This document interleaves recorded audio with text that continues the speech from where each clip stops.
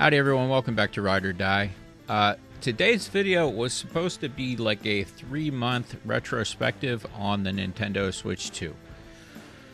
What I'm making today is a little bit different of a video. About a week ago now, there was a Nintendo Direct that came out, the September 2025 Nintendo Direct.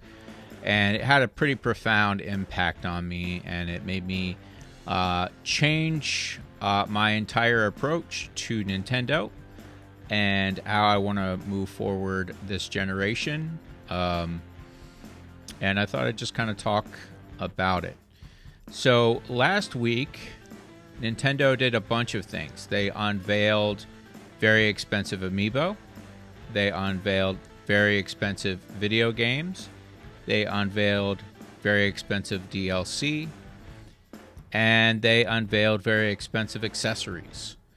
So we got things like $50 Kirby Air Riders amiibo that were announced. We got $30 DLC announcements for games that have yet to be released, like Pokemon Legends A to Z. We got announcements for DLC for games that just came out. It was, to be quite honest, just kind of an insulting Nintendo Direct. It was really just a Nintendo Direct that was aimed at taking as much of my money as Nintendo possibly could. And I say this as somebody that really likes Nintendo. I have been a Nintendo fan since the NES. I owned every system of theirs except for maybe like the DSi. There aren't many of their first-party games that I haven't played. I am a person that has a lot of faith in Nintendo generally. I usually pre-order their games. I put that much stock into them as a company that usually the game, as long as it's something that I'm interested in, will probably turn out pretty good. And I can bank on the fact that that game will be worth the amount of money that I paid for it. Towards the tail end of the Nintendo Switch 1 life cycle, that started to sort of change. The quality started to kind of go down. Games were coming out at full price points that maybe shouldn't be full price points, and some alarm bells started to kind of just go off. And this most recent Nintendo Direct really kind of served as the final nail in the coffin for how I approach Nintendo from here on out. So I just to use amiibo as an example, am an amiibo collector. I started buying amiibo the day they came out. I'm going to insert a little picture here to show you maybe a third, maybe half of my collection. The other half is in a box. I don't have enough room to actually put all of them out. As an example, they put out an advertisement for a $50 Kirby Air Riders amiibo. Now, this amiibo is modular. It allows you to like swap riders around. It seems like an interesting concept that is unique. We don't have any other amiibo that are like that. But to put things into perspective, when amiibo first came out, they were at the $13 to like $15 price point. I know that because, as I said, I bought a lot of amiibo the day they came out. This most recent amiibo that I picked up for DK Bonanza, this was $30. Is this fundamentally different? No. What this is a plastic figure that doesn't move, and in its base is an NFC chip. NFC chips are the exact same thing that are in your ID badges that you use to swipe into your job. They cost pennies. And you can program them yourself. You can make your own amiibo cards if you want to do something like that. So there's not a great justification for this to be $30, and there's no justification for an amiibo to be $50. I was comfortable up until this last week with that sacrifice. I was comfortable with the idea that I was giving my money to a company that generally has treated me relatively well most of the time, and I would pay a little bit more to get the treatment that I thought that I should get from a company like that. That relationship has changed. I'm not the one that changed it. Nintendo is the one that's changed it. To my feeling, unfortunately, there are two ways that Nintendo operates, and it's sort of like if you looked at it on a chart, it would be a wave. They build a lot of consumer confidence.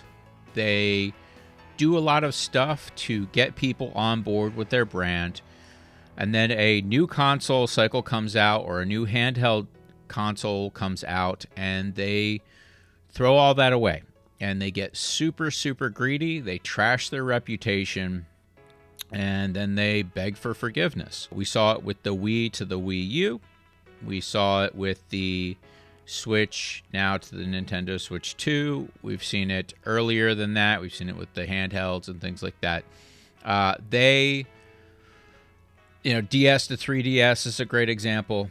The Switch is only as great as it is because Nintendo needed you to think that it was great and that they were a great company and that they would pull out all the stops to make you happy, as they did with the 3DS to try to get everyone on board with that console, or I should say handheld. Nintendo is an extremely flawed company. They make some really great games. Lately, those games have not 100% been worth the price tag. And with the announcement of a $70 Pokemon Legends game that has an additional $30 of DLC, that really just sort of put me over. So I, at this point, really just own two Nintendo Switch 2 games. That is Mario Kart World and Donkey Kong Bonanza. These are the only two physical games that I've purchased. I have not purchased any of the DLC that would make my Nintendo Switch 1 games have the Nintendo Switch 2 added functionality, the things that would give them the graphical upgrades that I have to pay for some reason. I haven't been interested in any of those. I haven't been interested in Drag X Drive. It's not been a great start necessarily, and I hate to say that. I'm a person that waited in line for the Wii to come out at the Nintendo World Store in New York. I recently went to Epic Universe in Florida, went to the Super Nintendo World there, and rode all the Mario rides. In short, I'm bought in. I'm the type of customer that Nintendo should want to have. I have the money to buy their games, thankfully. I am in the position to buy most of the things that Nintendo puts out. I have not always been that, but at least at this point, I am a person that if Nintendo put a game out and I wanted to get it, I could get it. The problem is that the value proposition is no longer there. And we're not just seeing this with video games, we're seeing this with all sorts of things.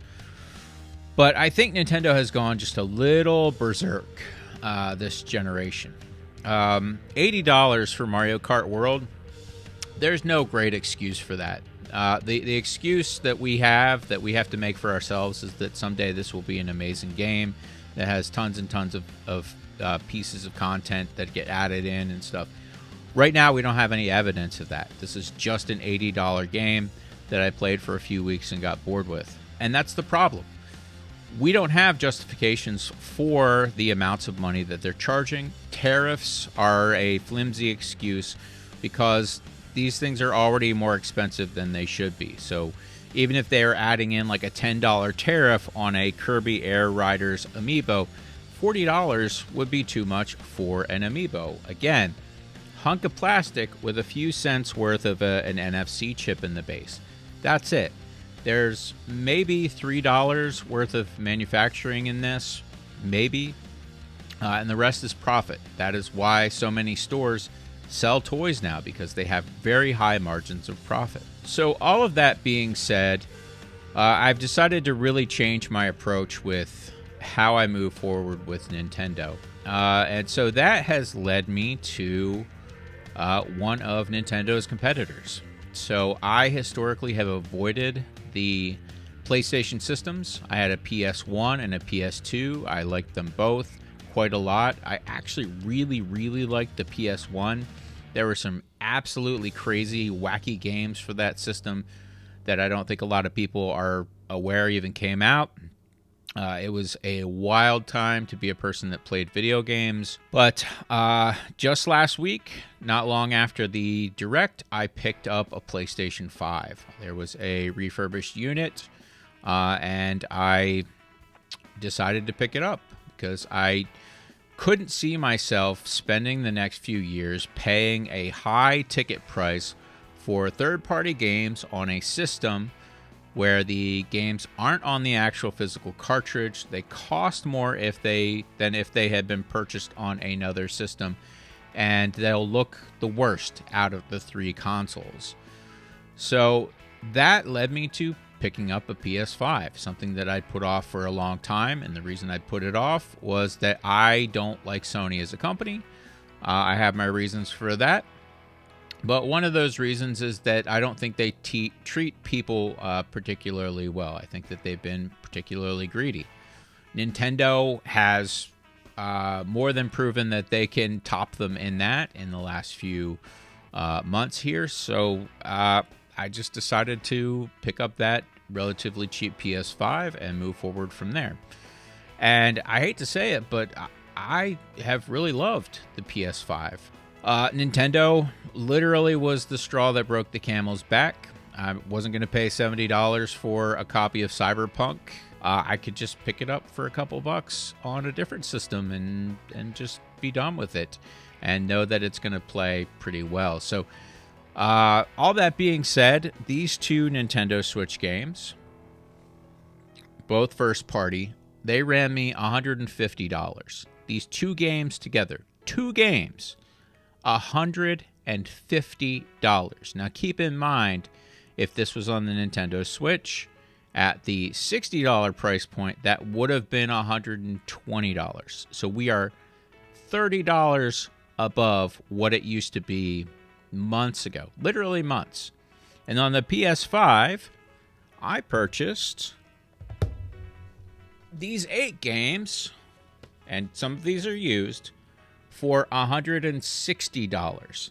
The bulk of that being Astrobot, which is basically the best platformer that has come out in a few years and is probably on par or maybe just a little bit better than Donkey Kong Bonanza. This is a wonderful game, and it's a $60 price point, which is what these types of games should be. This is fantastic. I'm having a great time with it, and this was one of the games that made me think that I probably did want a PS5. I've got games like Helldivers 2, first-party sort of games, right? Resident Evil 4 Remaster. These are brand new. Street Fighter 6 Remaster. Spider-Man, Miles Morales. As you can see, this one was $13. There are not first-party titles that you can get for a Nintendo system, sometimes at all, for $13. I can't remember the last time I saw a Nintendo first-party title used, even beaten up beyond all recognition for this type of price tag. And since there are a ton of copies of these types of games, they really should not always retain that high retail price tag. Second Son, infamous Second Son. I didn't own a PS4. I wanted to play this game. This was like $8. Cyberpunk pre-owned $20 or $18, I should say, and The Last Guardian for $13. So this is not an experience that I can have on the Nintendo Switch. And beyond that, these games, at least as far as I'm told, are mostly on these discs. They are physically on the discs. I put the disc in, the disc installs off of it. It patches it if it needs to. But these are physical games. I bought them. They belong to me. I can give them to someone else and they can play the game.